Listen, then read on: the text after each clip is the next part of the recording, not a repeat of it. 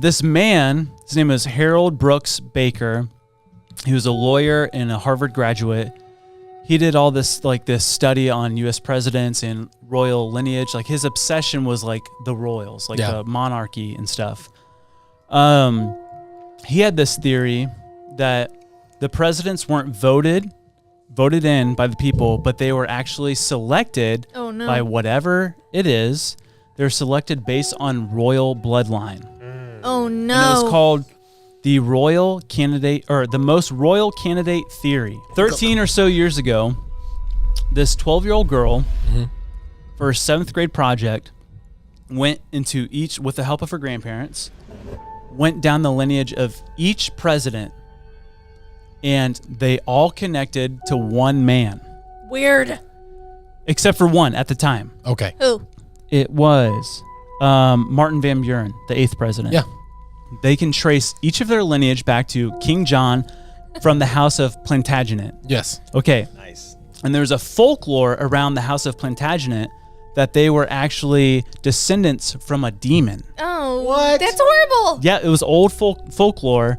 And King John is actually the villain king in Robin Hood. Oh. And he was just a terrible king, terrible dude. Like, pretty much everyone hated him. Yeah. And when he died, basically England was like, yeah. Like he's dead. And his wife left 4 of her children after he died because it was just like not a good situation. I'm getting out, yeah.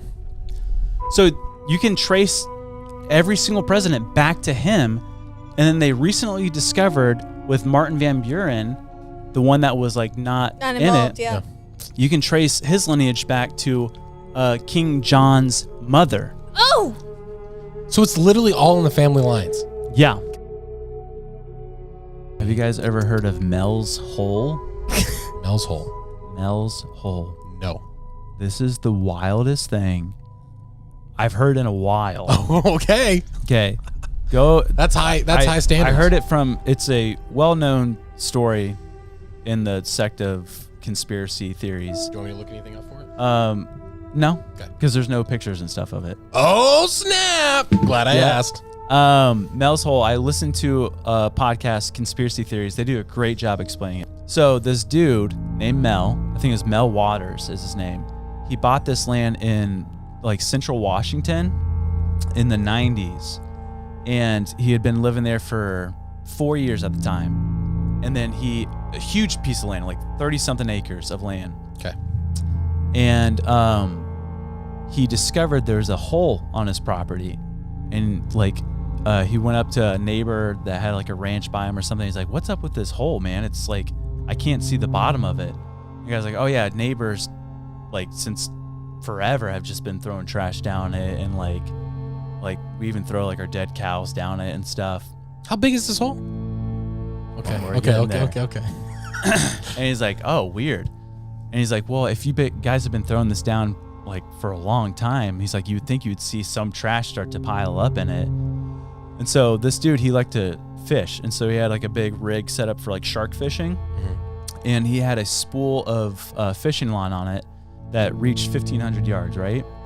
He tied something heavy to it and let it down, didn't hit the bottom. So he bought more and more spools of fishing line. Each spool was 5,000 yards long. It equated to the amount that he bought was 80,000 feet long. What? Never touched the bottom. Central Washington? Way. Yes, and he described this hole. It was basically a 9 foot 9 inches diameter. Never saw the bottom. He would throw like high beam flashlights down into it. He would throw like these like the old TV tubes that like if they explode they're really loud. Yeah. He'd throw those down. Nothing ever hit the bottom. Which brings me to 1997 for the radio station Coast to Coast, which we've talked about before. Yeah. The host was Art Bell. He got a call one day and it was Mel. And Mel told him the whole story about this hole and stuff. And then like that just sparked like all these people were calling and like, well, have you tried this, that, all this weird stuff. Someone called in and is like, if this is 80,000 feet deep, the Mariana Trench, which we know is like one of the deepest hole or whatever on like what deepest points in the ocean, right? Yeah. Which the Mariana Trench is 35,876 feet deep. 35,000? 35,000. Only 35,000? Yeah. But the biggest hole ever dug was in the Arctic Circle by Russia, and they got down to 40,000 feet. But they had to stop because it was so far down that the heat down there started melting like all the instruments, and like they said, rocks became like pliable, like they're like plasticky. Shut up. So they couldn't go past that, so they just gave up on the project. Mel's claiming this hole is twice as deep as this, right? Incredible. But he was telling the story of this hole. He's like, there's a lot of weird stuff about this hole. Dogs are afraid of this hole. Animals are afraid of this hole. And he said, in fact, one of my neighbors once told me that his dog died and he threw the dog down the hole. And then he said the next morning that dog was on his porch. What? Like Alive. Alive. And so Mel made the joke. He said, when I die, throw me down that hole. Yeah, because I'll live. Yeah. Weird stuff. The fallen angel statue discovered in Russia. What? This is the creepiest thing I've seen in a good minute. There's these dudes, Russian dudes, in Serbia, was it? Siberia? Don't look at me. Serbia is a different place. I think it was Siberia. Siberia. That's in Russia. It is. They work in a what did I say? It was gravel or some sort of quarry. I think it was like gravel quarry or something, right? And they were just digging, and they found this ginormous statue of this crazy, evil-looking angel with its like hood down, but like its eyes, and it's these giant wingspan things, and it's like holding a shield, and it was kneeling. And these dudes standing up beside this statue, their heads didn't even go past the statue's head, and it was kneeling down. Ew. And the detail on it is like exquisite. Ron Mallet. Ron Mallet. Is he any relation to Aaron Hammer? Close. Okay. Third cousins. Got it. Yeah. He thinks he has invented a time machine. Whoa. Not thinks, he has the science for it. Like he basically invented a time machine. And it's a very fascinating story. Okay. So let's hear it. He was a child, right?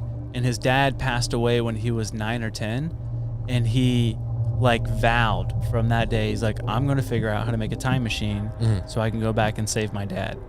So he went to school, he went to college, was very educated. He's now a professor of physics and whatever else goes into making time machines. But he literally figured out the science using the Albert Einstein whatever. Yeah. I did a lot of research for this. Yeah. So he invented this thing, but it's basically, we don't have the full technology to power this thing. Like it will take like a ton of power. But yeah, time is so weird. Dude, it's weird. But also I'm thinking like if he did build a time machine, and maybe he doesn't have the power source yet, but one day he's going to just wake up to an older version of himself saying solar panels, work on it, and then walk out like, oh, it works. AA batteries, try that. Also, Dad's back. He's great. We're having fun. Go. Hamster on a wheel. Yeah. Back to the basics, bud. I was watching, but with that video, they were talking about time and stuff, and like it like so messes with your head. Like it's basically the higher velocity you move. Like time is connected to gravity and speed or velocity. And so they were talking about this one astronaut on the International Space Station, and she was up there for over 600 days. And they said, in reality, she's younger on the International Space Station than she would be living on Earth. Wait. Yep. Because time moves slower away from Earth. Interstellar. Time itself is relative to something. It is a unit of measurement. Yeah. So like, but what is they the said, unit measuring? They said the amount of time, like, so basically 2 years in space, and that like made her like only like 1 second younger. Like if you had two identical watches, you left one on Earth and brought one to space. When you came back, the one on Earth would be further along. Further in time, yeah. Yeah, further in time. Golly, that's crazy. So Vietnam started taking over the Solomon Islands because they were going to be a pivotal region of islands to cut off trades with like Australia and stuff. So they're just trying to take over the whole Pacific at this point, right? Cool. They get to the Solomon Islands. Specifically, this story regards Guadalcanal, which Corey talked about, Right. which is one of the islands, or this part of the island, Big Island. And they were there, right?